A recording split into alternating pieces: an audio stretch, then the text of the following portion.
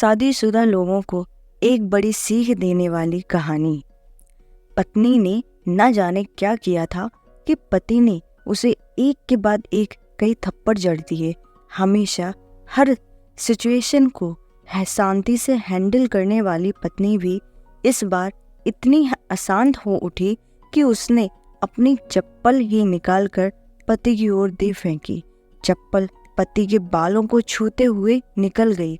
ये किस्सा यहीं पर खत्म हो सकता था, मगर पति ने इसे अपनी मर्दानगी का विषय बना लिया और बात बद से बदतर होती चली गई। रिश्तेदार ने भी आग में घी का काम किया। किसी ने कहा, जो औरत अपने पति को चप्पल से मार सकती है वो ना ही तो वफादार हो सकती है और ना ही पतिव्रता। ऐसी औरत परिवार में ही नहीं पूरे समाज पर कलंक की तरह है। बीवी के पक्ष वाले कहाँ पीछे रहने वाले थे। किसी ने कहा, 21वीं सदी में भी जो स्त्री के साथ मारपीट करते हैं उन्हें तो जेल भेज देना चाहिए। तो कोई कहता, जरूर उसको कोई और पसंद आ गई होगी, इसलिए अब पत्नी से मारपीट करने लगा है। बात कोर्ट तक पहुंच गई। दोनों पक्षों ने एक दूसरे के खिलाफ केस फाइल कर दिया। पति ने चरित्रहीन होने का तो पत्नी ने दहेज और शारीरिक उत्पीड़न का आरोप लगाया। 2 वर्षों से अधिक समय के लिए केस चला था। इन 2 वर्षों के दौरान दोनों पति पत्नी अलग अलग रहे थे। इन 2 वर्षों के दौरान पक्षों के समर्थकों की संख्या कम हो गई थी। पहले जहां दोनों पक्षों में समर्थकों का समूह होता था, अब गिने चुने लोग रह गए थे। पति और पत्नी दोनों की आर्थिक स्थिति भी इस समय के दौरान नीचे गिर चुकी थी, जिन्हें वो अपना शुभचिंतक समझ रहे थे। पैसों की बात आते ही उन्होंने भी अपना पलड़ा झाड़ दिया था। अगर कोई देने को राजी भी हुआ तो मोटे ब्याज की शर्त पर। आखिरकार वही हुआ जो सब चाहते थे, डाइवोर्स। हर कोई खुश था। दोनों पक्षों के रिश्तेदार, उनके माता पिता और दोनों के वकील।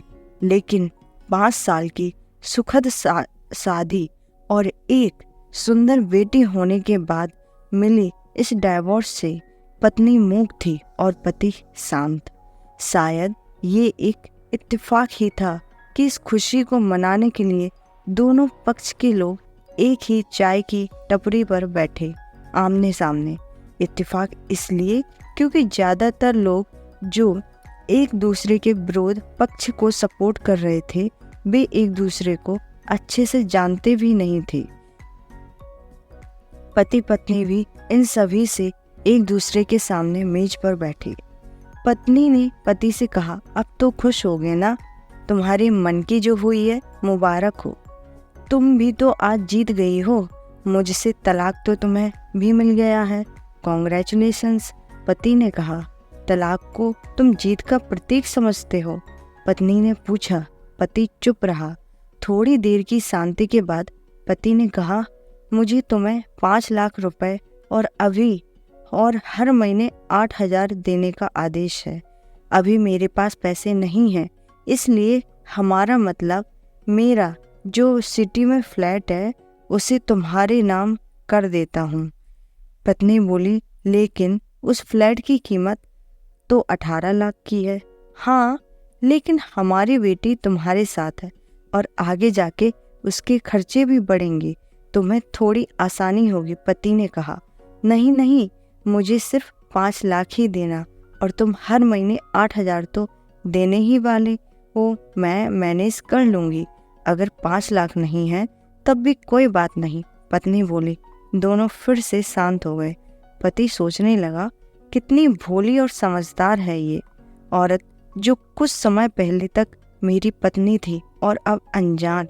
ये वही है जो कम से कम खर्चे में घर चलाती और पैसे बचाकर मेरे जन्मदिन और बर्थडे पर हमेशा मेरे लिए नए कपड़े खरीद कर लाती। कभी बीमार भी हो जाती तो पैसे बचाने के लिए मुझे मालूम ना होने देती और घरेलू नुस्खों से अपना इलाज कर लेती। मगर घर में कोई और बीमार होता तो तुरंत डॉक्टर के पास लेकर जाती। मेरी ही मति मारी गई थी। मैं ही अपनी झूठी मर्दानगी के चक्कर में इतनी बड़ी गलती कर बैठा। पत्नी के दिमाग में भी उथल पुथल चल रही थी। अभी भी वैसा का वैसा ही है। पहले भी खुद से ज़्यादा हमारे बारे में सोचना था और अब भी वही कर रहा है। ये वही आदमी है जो मुझे एक्सीडेंट से बचाने के लिए खुद मोटरसाइकिल के आगे कूद पड़ा था और अपनी उंगली तोड़वा बैठा था। पता नहीं कौन सी मनहूस घड़ी में झगड़ा कर बैठी। पति ने मौन तोड़ते हुए पूछा, अब तुम्हारी कमर का दर्द कैसा है? ज़्यादा तकलीफ तो नहीं होती? पत्नी हल्का सा मुस्कुराई और बोली, अभी भी होता है। अब तो पेट में भी क्रैम्प्स उठते हैं। वो तो होगा ही। तुम योगा या कसरत भी तो नहीं करती हो। अब किसी डॉक्टर को जरूर दिखा देना। पति ने कहा, तुम बताओ तुम्हारा अस्थमा कैसा है? अब क्या अब भी दौरे पड़ते हैं? पत्नी ने पूछा। हाँ पड़ते हैं, पहले से ज़्यादा, क्योंकि अक्सर इन्हेलर भूल जाया करता हूँ याद दिलाने के लिए। तुम जो नहीं हो अब। पति बोला। पत्नी की आंखों में आंसू आ गए।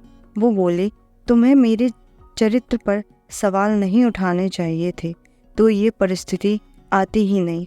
हाँ मैं जानता हूँ तुम बहुत अच्छी हो। मुझसे गलती हो गई, बहुत बड़ी गलती।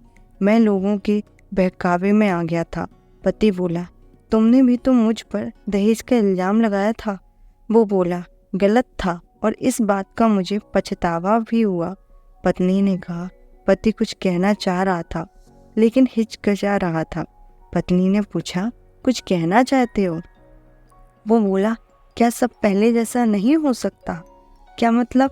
पत्नी बोली, मतलब कि हम फिर से पहले की तरह पति पत्नी बनकर, सच्चे दोस्त बनकर नहीं रह सकते। पति बोला, पर ये डाइवोर्स के पेपर दिखाते हुए पत्नी ने कहा, फाड़ देते हैं। पति ने अपने पास रखे डाइवोर्स के पेपर फाड़ते हुए कहा। पत्नी ने भी अपने पास रखे पेपर फाड़ दिए। सभी हैरान थे, वकील, रिश्तेदार और माँ बाप। पति पत्नी दोनों एक दूसरे के हाथ में हाथ पकड़े अपने घर की तरफ चल दिए। दोस्तों, ये कहानी उन हर पति पत्नी के लिए बड़ी सीख है जो छोटी छोटी बातों पर लड़ते हैं और इन झगड़ों को बड़ा बना के अलग होने का डिसीजन लेते हैं। प्यार और झगड़ा तो एक सिक्के के दो पहलुओं की तरह हैं। दोनों को स्वीकार करना होगा, तभी ये पवित्र रिश्ता उसकी मंजिल तक पहुंच पाएगा। दोस्तों, ये कहानी आपको कैसी लगी हमें ज़रूर बताएं। कहानी पसंद आई हो तो सब्सक्राइब, शेयर और ढेर सारा लाइक करना ना भूलें। कहानी सुनने के लिए धन्यवाद। जय हिंद।